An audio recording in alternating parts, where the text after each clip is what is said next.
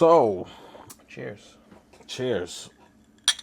So, like we said, we're not only gonna be doing music reviews. We're gonna be doing movie reviews, TV show reviews, Trailers, trailers. whatever. Content, videos, whatever.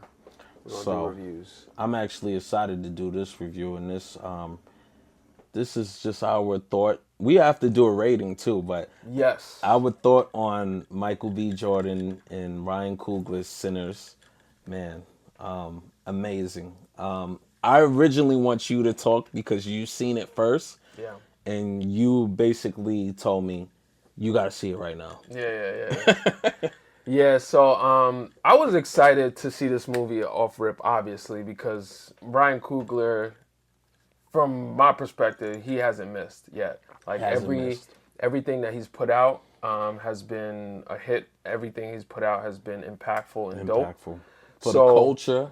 Yeah, I mean, just in general, because that's the thing that I feel like he's kind of want to not really separate. Yeah, he said the black box. Don't put him in that exactly, because it's bigger than that. Right. But still, Right. we want to show our appreciation. Like Yeah, for sure. Black Panther. It's good that he can hit two birds, one stone, or check two boxes. But it's bigger. It's bigger than just black. He's like doing something that's amazing for the really the culture of art, the culture of film, like and especially with this one, music. So like, I was really excited to see this. So I was watching a bunch of interviews and stuff, and he was talking about that he shot it in IMAX 70 millimeter, and he was like, that is how it should be viewed, or he prefers people to watch it. But it was only for 2 weeks that he had this time span to have people watch it in 70 millimeter because the new Avengers movie is coming out. And once that movie comes out, Avengers, they're just going to take over all the screens. So I was like, oh, I want to see it in the format that it was intended to be watched on. So I booked the ticket. I had to go all the way to the city to see it. Which I don't know why you did that, because that's the only way to see it. There was I've seen it in IMAX. No, not IMAX 70 millimeter. See, it's I don't know. very specific. Yeah, okay. You can see it in IMAX. IMAX 70 millimeter. Okay, yeah, I didn't know that. Yeah, it was IMAX 70 millimeters. It was very specific. Which, to be honest, I don't really know what the difference was. But I gotta see. I have to see it in regular IMAX to be able to tell the difference. But I was speaking to Shadrach, Shadrach, and he was, he's a filmmaker, and he was saying that, it's probably a little more raw, a more gritty type of look. And I definitely noticed that. It wasn't like super sharp, clean. Okay, it was like in IMAX, it was sharp. It was clean. It wasn't really sharp. It was like not in a bad way, but it was like old. It gave that old. It gave that vibe. That right, like a very of that time. Like aux versus digital. It was very like film. It had that film look, and I was like, yo, this is pretty cool. Yeah, it gave that 1932 Mississippi. Right. Yeah. Jim Crow vibe. Yeah. So that whole concept is really dope that he even thought to do that. But originally, what would you say? I mean, obviously, it's Michael B. Jordan, Ryan Coogler. Some big names in it, Haley and other people, but it's what drew us initially to it, other than the names and the director. I mean, it seemed like a dope concept in general. Like I definitely the twins thing stood out to me. The twin thing. But also, like I was telling you, one of my favorite movies of all time is From Dusk Till Dawn. But did you know it was gonna? Yeah, we kind of had a little bit. In the trailers, you see some vampire stuff pop up, and I was like, oh, okay, it's a vampire movie. It's different. And then it was labeled like a horror movie.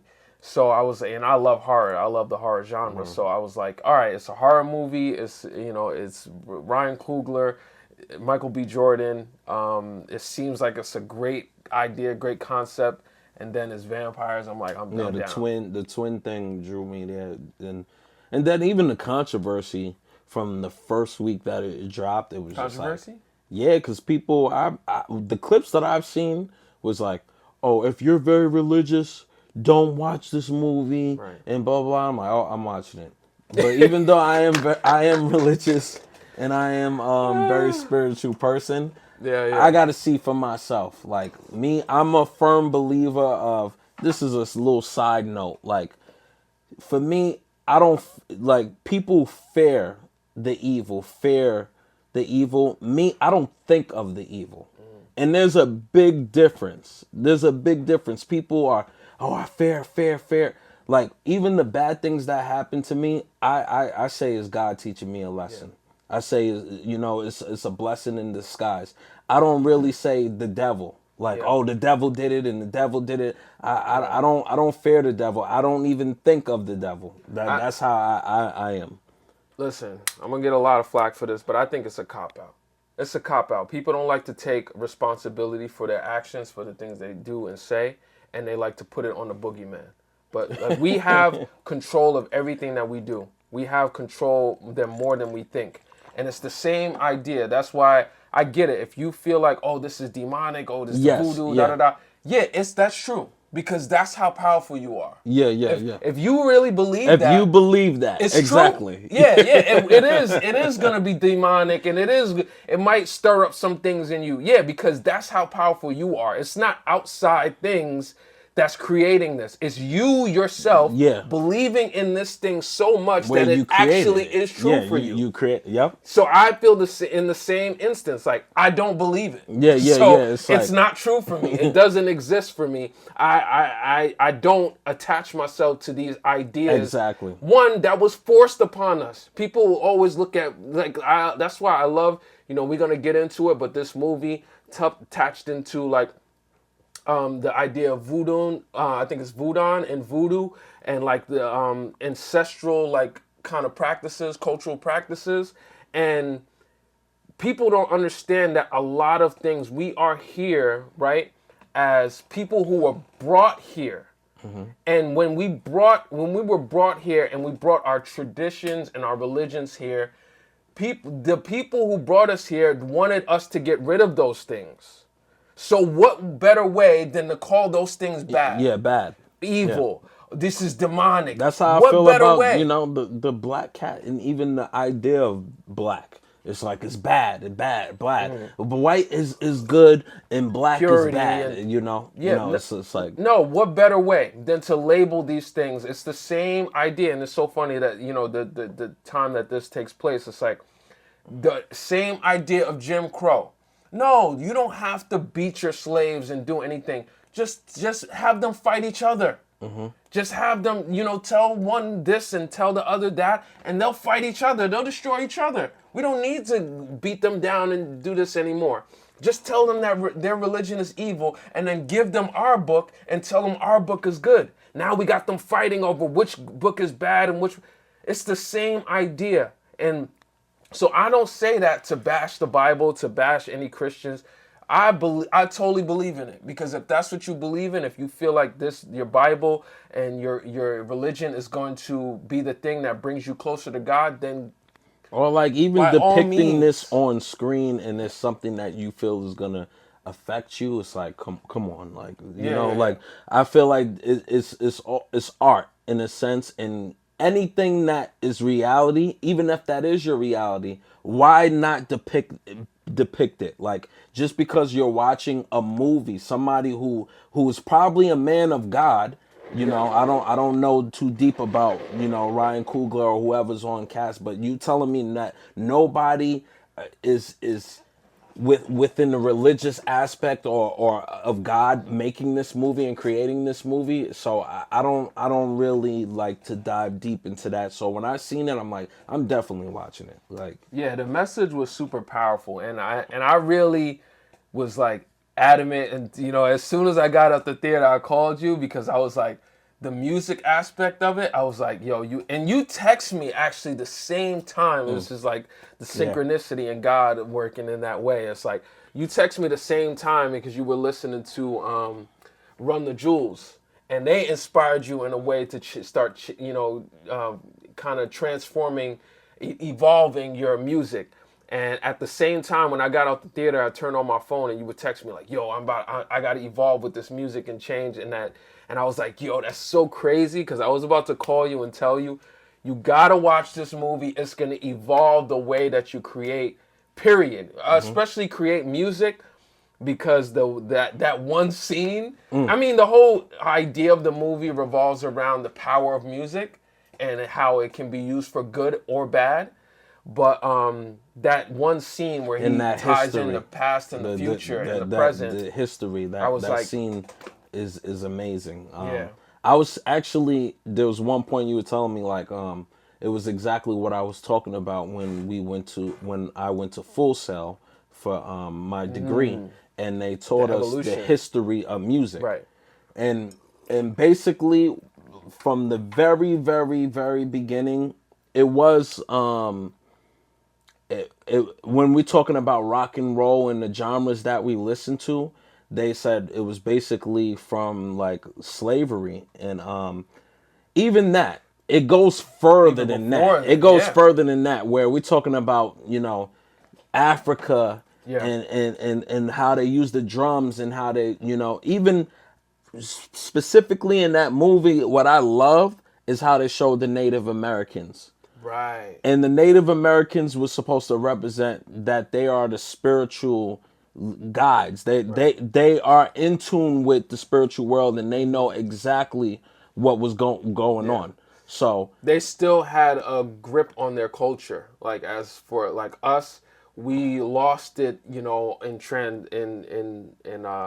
transport on the way here, and because they created their culture here, and they were still here, they still had a heavy grip on their culture. So they were, which, I love that part of the movie where it was like the Native Americans were like the like Van Helsing, like the vampire hunters. Yeah. And I mean, because they were tapped into the culture they were already. Tapped in. They were tapped in spiritually. Yeah, they were already like, we way ahead of y'all. Yeah, like we know what's going on. Exactly. But when you see like the history of music, how, I'm going to say is, because music not only came from Africa, but you talk about us and our people and how it came from Africa, and then we were shipped here as slaves. And then from being slaves, picking cotton, which they showed in this movie, you picking cotton all day. What is gonna drive you to keep going? Yeah. So that's when the hymns in this in the what they called spirituals, right? And the you picking the cotton, and what it evolves. Just like human beings, we have evolution. So from that, it evolved to gospel. Yeah.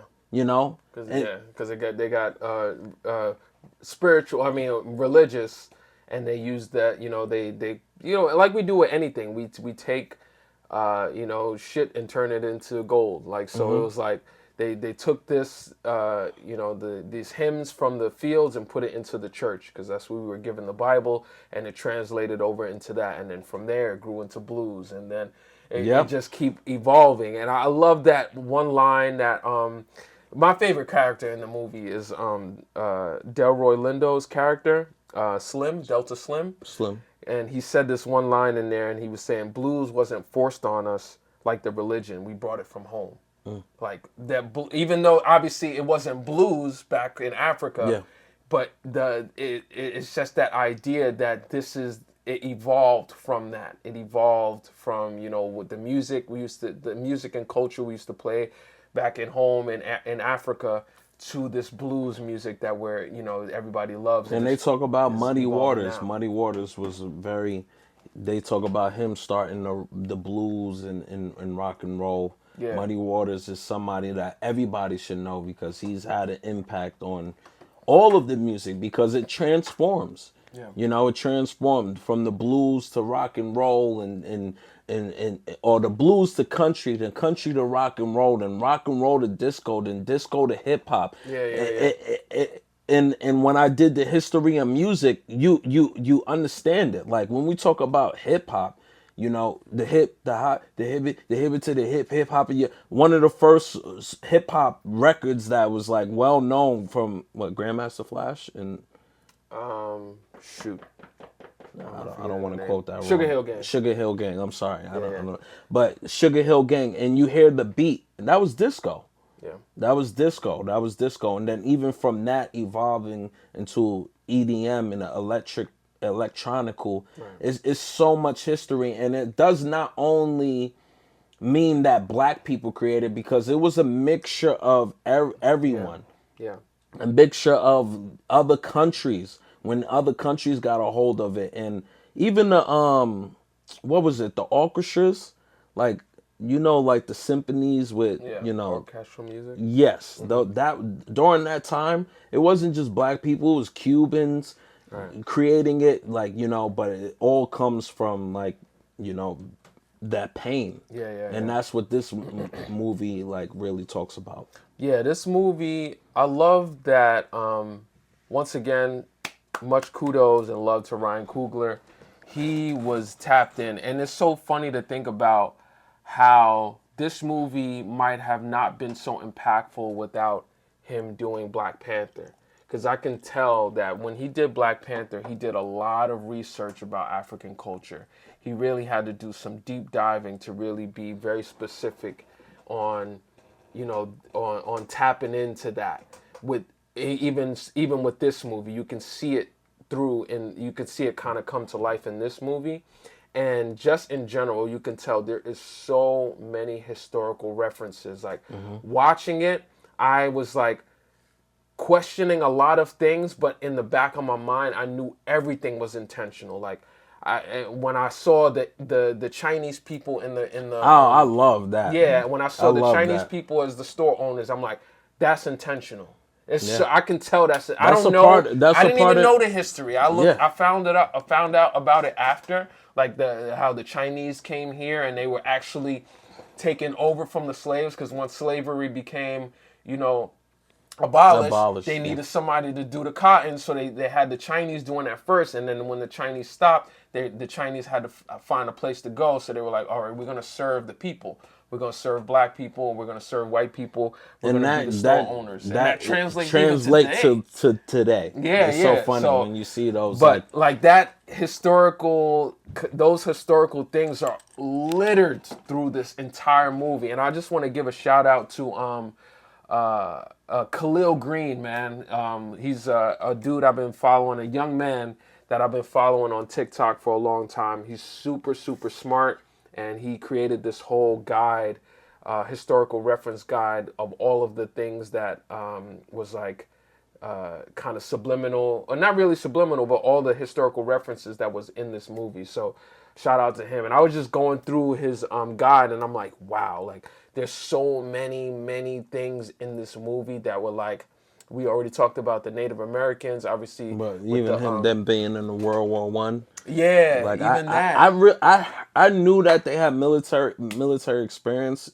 They were talking about it, but I didn't really, like, I didn't grasp it. Yeah, yeah. It's something that you don't really think about until you're like, oh yeah, that's right. Black people were here for Yeah. World War One. So it's like, obviously they were involved in that. So like having the brothers come, be old military members, veterans from World War One, and that's part of their, their I guess training in the way that they're so Yeah. feared, because they were, basically probably out there killing people, and really got their training from there, and then they come home, and then Even their connections. yeah, yeah. And they talk about how they, like, were working for Capone and stuff like Right. that, which is fire. I'm like, Yeah, that's yeah, crazy. that was a nice little. I love that kind of that nice little tidbit they threw in there. What they specifically said, yeah, we was out in Chicago. They kept referencing that a lot, and then it came across at one point in the movie. They were like, oh yeah, you was out there with Capone, and I'm like,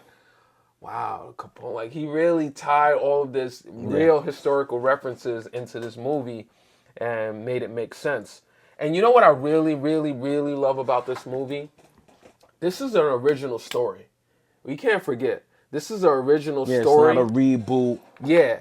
And No. I know there's been a lot of talk about, like, oh, why are people hyping this up so much? It's because this is not, nowadays, as you know, you turn on the TV, you look at all trailers, everything is connected to IPs. Everybody's about intellectual property, something that's already moving. Minecraft, or it gotta be this game or this old book.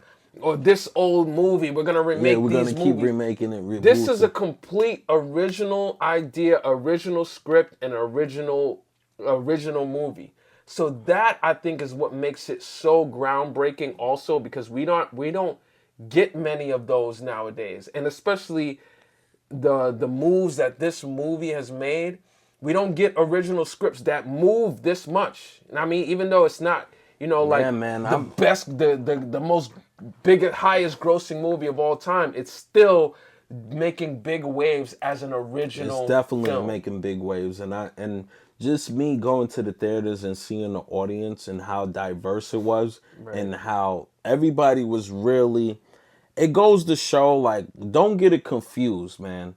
Don't let the media trick us, man. A lot of more people are willing to learn and see what the culture is about. This wasn't a movie just for black people. And I love that you say that, because I was thinking about this. It wasn't just a movie for black people, and I could see that in the audience. Like, everybody, they heard it's a good movie. They heard that it's been making waves, and people showed out, and they were very much interested in what they were watching. And a lot of people, and I love that idea, because I was looking around and I was watching a couple people, like, and they were tuned in, like, yeah, wow, like, so it goes to show how far we are coming as, like, society. Like, like, it's not, don't let them fool you, man. Don't, it's not, we're not divided like they portray we are. Obviously it's out there, but not as much as it used to be. We're coming together with a lot, so don't let them fool you. We are together with a lot, and we are starting to be more open-minded as individuals in different quote-unquote races, because at the same time, we human beings and we bleed the same. So that's a big fact. And that idea you brought up about, like, this movie is definitely for everybody. Don't get it twisted. And I think that's also why Ryan Coogler is pushing not to be caught and stuck up in that black box, because this movie is for everybody. Like, even the idea of him bringing the struggle of the Irish people to this movie is like genius and great, because, like, you would think, oh, it's just a movie about white, the white guilt and white people killing black people. Nah, it's not. It also shows the struggle of white people who came to this country as immigrants. So it shows the struggle of the Irish people who came here and were second-class citizens as well, because for a time, because they were immigrants, they were outsiders. So it was like, I love that he threw that in there, and you can see that one scene where the main villain Remick is having that that singing was good. The singing was dope too. I love the harmonies between him and the husband and wife. Yeah, but that one scene where Remick was having that back and forth with Sammy, they started quoting the Bible, and they started reciting that prayer together, and it shows you that, like, that was forced on them as well. Like, that colonialization of Christianity and English was forced on these people as well. They came with their culture, and their culture had to be wiped out, because they was like, yo, you got to be fit in with us or get out, and you're going to be second class citizens until then. So, like, they had to assimilate to a religion that wasn't theirs, and a language that wasn't theirs, and a culture that wasn't theirs, just like we did. So we kind of had that in common, and that was prevalent in this movie as well. Like, I love that idea. So don't get it twisted. This movie is for everyone. Everyone. Don't think that it's like a white bashing movie where, the white people are the evil ones. No, it really shows you that it's about a choice. It's about a choice. You make the choice, and it's about, like, people are people. It's not a black or white thing. And now, what would you say is one of your favorite parts of the movie? I mean, I was mouth on the floor with that past, present, and future music scene. That scene was crazy. Like, I was like, it made me want to. I texted you at that moment.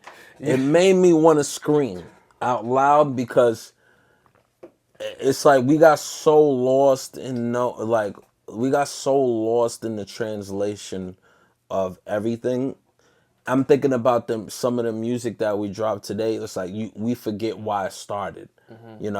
And I was mainly thinking about hip hop and Right. even myself, like somebody who's like tried to create music for the masses because I think this is what the record labels want, and it's against our people. It's not really uplifting, you know.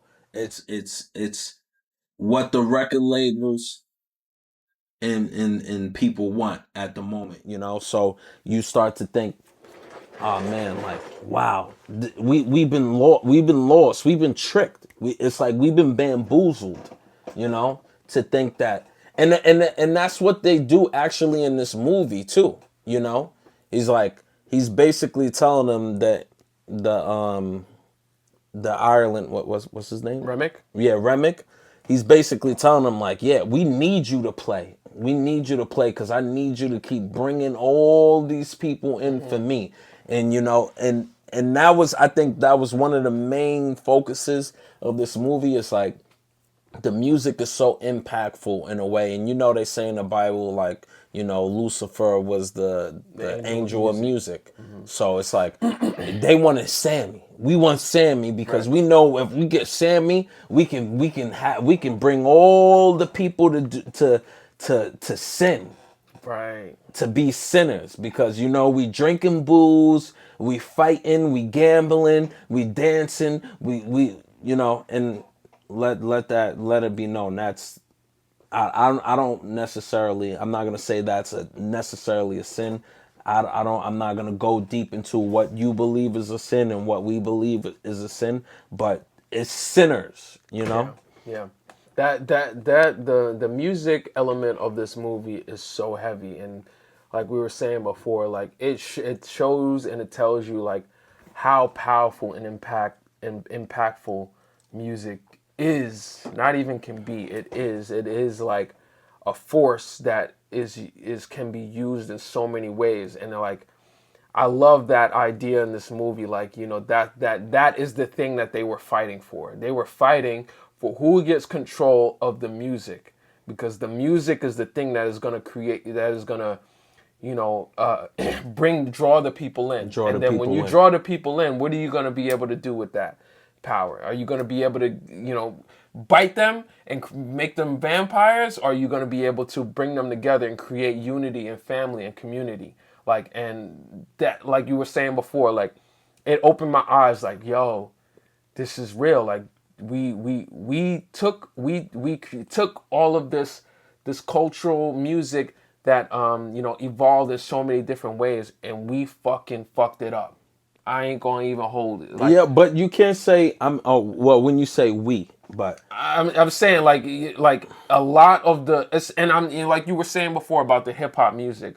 A lot of the hip hop music today is not being used for good. It's being used in the same way like how Remick was trying to get Sammy. yeah, The labels is doing the this. elites. It's the That's what sim. the elites. Yeah, the elites are doing this, are getting these young guys like, oh, we got something for you.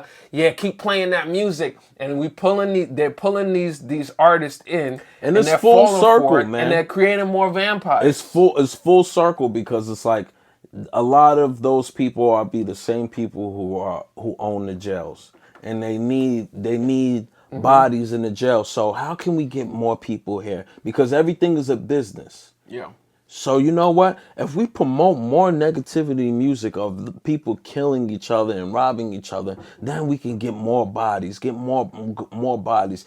It's all a business. And the sad idea of it is like, how to get to those elites, how to knock that traditional curse, how to knock that yeah. curse. And even at the end of it, well, we'll talk about the end, but Yeah, we it's totally full did. circle. We totally did not do any spoiler warnings. This is mad late, but yeah, spoiler warnings if you haven't seen it. But yeah, Yeah, we didn't. We really we didn't. didn't do any Okay, spoiler that's warnings, good. but we'll put it in the beginning. We'll put it in the beginning so that people know that this is spoiler warning central. But to be honest, if you haven't seen this movie by now, it's like, yo, what are you doing? Like, what are you doing? Like, you should go see this movie. Like, everybody should see this movie. And once again, I'm going to reiterate this and say it again and again. This is not a black movie. This is not a movie for black people. This is, I want to say, an American movie because it takes place in America and has a lot of American themes. But also, I think it's a movie for anybody. Anybody can really relate to this movie. Yes, because like I said, it has the American themes. You know, it's littered in American history and culture. But like, if you just kind of zoom out and look at the full circle idea of this movie, it's a global idea. It's a global movie for anyone else, for anyone to be able to relate to and be able to understand and hopefully receive in a positive and impactful way. So everyone should go see this movie. Man, I love that. Now we're going to talk about the stuff that I did not like. Oh, yeah. Which is very, very, very... I don't really have nothing that I don't like about this movie. What upsetted me the most is just seeing... I'm still trying to figure out which brother is which. I'll be honest. Is it Smoke? Smoke and Stack. So yeah, I don't know. Actually, I don't want to butcher it. Yeah, it's like I don't want to butcher it. And, speaking of that, Michael B. Jordan did an awesome job. Yes, like, of playing twins. Like, you know, like for me, this is the best work he's done yet. This is the best work he's done yet because I think I was telling you, like, a lot of times I watch his movies and I see Michael B. Jordan. You see Michael B. Jordan. This, I did not see Michael B. Yeah, Jordan. you forget that. I seen these guys. You feel like real twins. Right. Like you it was like, yeah, like, yo, this is real twins. They, you know, obviously it was that real brotherly bond and connection and love there. And then it was like, he was two different people. He was not Michael B. Jordan. He didn't come through at all to me in these characters. It was just Smoke and Stack.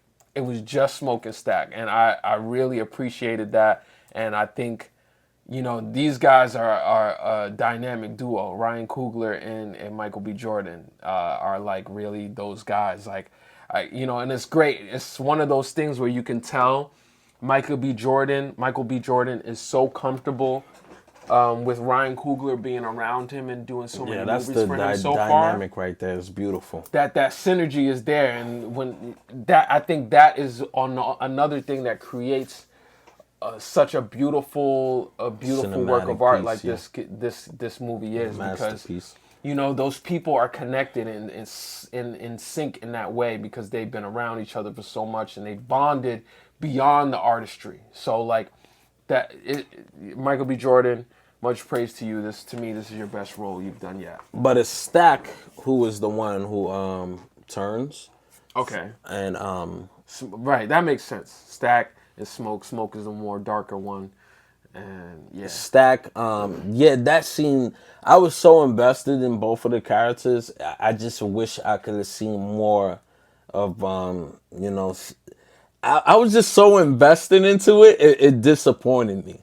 Like how he, he went out. Yeah, how he went out. I was like, oh man, that sucks. Yeah, that sucks. I hear you. It's like, I feel like it was good though because especially for it being him, because he was the brother that was like more sociable. He was smiling most of the time. Yeah, he was more chill. Yeah, and it was like, that made it more impactful. Like, no, not the good brother that we love. Like, you know what I mean? Yeah. The other one, he was mean, he was gangster. Like, it was obviously, we loved him in his own way. Yeah, but he was very on point. Yeah, you know? So like to see the quote unquote good brother and die. That scene, I love that. I seen. I'm not saying but it was a devastating. It was very devastating. I was like, man, this is devastating. But What I loved about it is like when Smoke catches them, he's like, yo, what the fuck is this? Like blood all over her mouth. She's like, yeah, it's not what it thinks. Like, nah, yo, we're not even talking. Yo, my brother is laid out on the floor bleeding. Like, we're not even going to have this conversation. Like, what are we saying? Yeah. Like, and he's just shocked. Like, what? And I like that, man. I like I like everything about it. I love the idea of how they start entering. You did have one good point, which I'm gonna let you bring up that you didn't like. So that was the only part that you didn't like about the whole movie? I'm not gonna even say I didn't like it. It was just more. It was That was hard. your least favorite part. No, that wasn't my least favorite part. Really? I don't have a least favorite part. I'll be honest. Yeah, I hear you. I hear you. That was just something that I would say that I was impacted on. Like, Right. damn, man. Like, Yeah. you know, like Which it I wasn't think it was even intent, a least. that was the intention Yeah, behind that. yeah. Like, It's wanted not you to my feel that. least favorite. I don't really have a least favorite part. I mean, what I could say that is like criticism is how it kind of was shocking how like it was like what 5 people taking on all of these vampires. It's like all right. Yeah. You They know, can like fly. They're super strong, and it's like a handful of people fighting them. I think that part definitely bothered me too. That was for me. That was like the. Once again, I know what you're saying. I don't want to say the worst part or the bad part because it wasn't bad. It was just like my least favorite. Like I didn't. Yeah. Like if I can rate it, I would this part with the fight scene and the vampires. Yeah. Because it's like, come on. For like, me, there's a lot. Like, it's like no way y'all winning this. Yeah. There was no way they winning that. There's no way y'all winning this. They came in deep. Like, yeah. And it's they like outside. 5 It's of a them. big circle. It's And he's like fighting them off, and it's like, come on. And then y'all have nobody that's really trained in fighting. It's like only the 2 brothers, really. That was the only people who were really trained. And when they was going in, they was going. I mean, one brother was already bit, but the Smoke, he was getting it in. Like, he was really going in. Like, I really appreciated that part. But like you said, the rest of the team, I'm like, there's no way. Yeah, Bro, there's no way. The Asian lady died immediately. Yeah, that's what I'm saying. She I'm ran like, out. how is this gonna happen? She burned herself. That would be my only criticism. But other than that, man, I loved it. Yeah. I loved it. I just didn't like the part where Slim died. I was like, yeah, I remember. He was my favorite that. character, and then the way he went out, I feel like it was just like, damn, you didn't take nobody with you. Like I was like, yo, he just died. He just was like.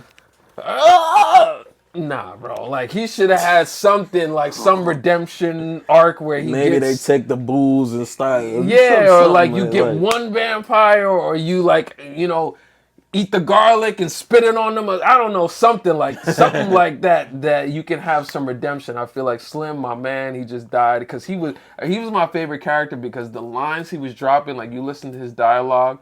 The lines he was dropping was fire. Obviously, as the OG, the old guy there, he's full of wisdom, but he was just dropping line after line after line. And then that guy, Delroy Lindo, he's just legendary. Amazing, legend in general. Legendary. So like when he came on and he started we started getting to know his character. Once he died, I was just upset. So that was my least favorite part about the movie. But if saying that's to me that scene, that 5 minutes or a couple minutes of that movie being the only part that I kind of was like, I can't even say dislike, but it was just like, it could have been better.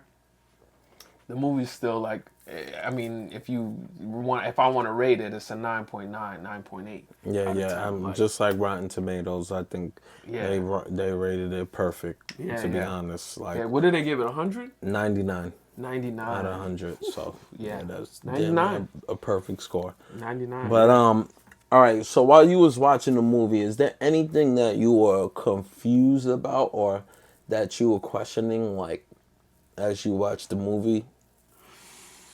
Because I have something that I was really confused about that I was trying to figure out the whole movie. Nah, I don't. I think I mean, there might have been stuff that I didn't understand what it was when I saw it, but there was nothing I was really confused about. I have a little bit of knowledge of like American history and especially African American history. So a lot you of things explained something to me that I caught after, like the baby passing between Smoke and his girl. Okay, yeah, that part. Okay, because I was confused. I didn't know what was going on, and Originally, I thought he was going to visit his father's grave. Yeah. And then I'm like, because they talked about it. I want to say it was the scene before. They were talking about how Smoke killed the dad. yeah. So I want to say, if I'm not mistaken, the very next scene. I don't know if he did that on purpose because, like, what's her character's name? The girlfriend. Yes. Yeah. She has it's a very cultural pronunciation. Yes, and she's Right wonderful. Here. She's wonderful. I don't want to mispronounce it. Wonmi Masaku. Musaku. Yeah. Wonmi she Musaku. played Annie in the movie, and I want to say something about her. I love her and everything she does. Same. I originally seen her in the Black Mirror and stuff, and there was another that animation show I watch on Netflix. Scavengers. That's the voice. She's the voice. She's the voice of that girl. Yeah, of the main character. Of Ari, I think. Ari, the it's not black Netflix, girl. It's HBO, right? It's on Scavengers. it's on HBO too. It's on but it's Scavengers. Something. Yeah. But she does the voice. I think she has a lovely voice. I always loved her voice. So to see her, I didn't see her in the show Lovecraft that you. Country? Yeah, I never seen that in that show. But yeah, I like seeing her in things. And at first, I don't know why I thought he was visiting because they didn't really talk about the mother. They didn't. So they talk about the father, and then it goes into the scene where he's like going to visit a grave, and I'm like, okay, that's the father, and then I'm thinking, okay, this is the mother, not to play her, because and what I love, these are not the typical people they would cast for the, they always want to cast the super slim Haley's and stuff like that. Yeah, something like that. So I'm like, all right, maybe that's the mom. But even I was confused about that because of the age difference. So I'm like, why would the... But they might be the same age, you don't think? No, they are. That's what I'm saying. I was confused at first thinking that she was the mom. I didn't put two and two together until they started having... yeah, they started getting... And I'm like, I know Ryan Coogler's not on that type of... yeah. And then it still didn't hit me. Like I didn't hear the baby reference at all. I didn't until you said he said it at the end of the movie. Well, yeah, there was one scene where she was like, "Oh, I got somebody waiting for me," and it didn't click in my head who. And then they show her with the baby, and then it was like, oh, he's. But that's a little confusing. That was confusing for me. Like it was, but until you even said it, like it didn't hit me. It was just like that because they didn't say much about who the grave was for or anything.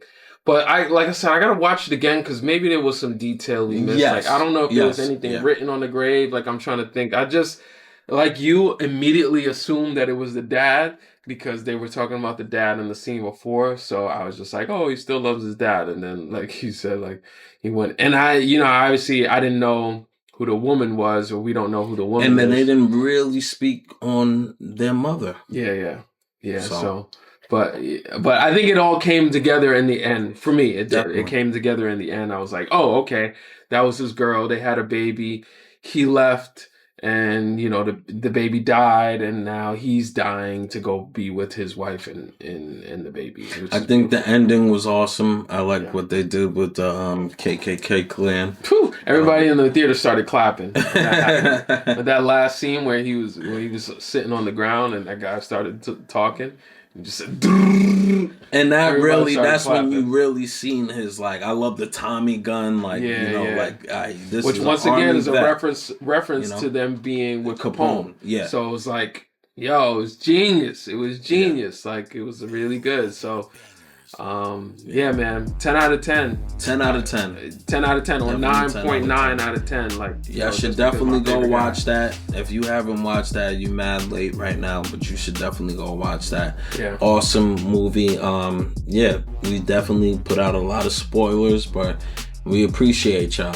We're going to catch y'all at the next review. Make sure you tune into our podcast, the Making Moves podcast, a.k.a. Godcast, with Melee and Jules. If there's anything that you think we missed from this review, please comment down below. Let's create a discussion. I think this is one of those timeless pieces that's going to be a discussion for years to come. So please, put your own review in the comment section and let us know what you think about the movie Sinners, all right? So we want to hear what everybody has to say, and let's create some dialogue behind this movie and keep it going and keep it flowing, all right? We appreciate y'all. Comment, and subscribe. Yeah. Catch y'all later. Bless. Peace.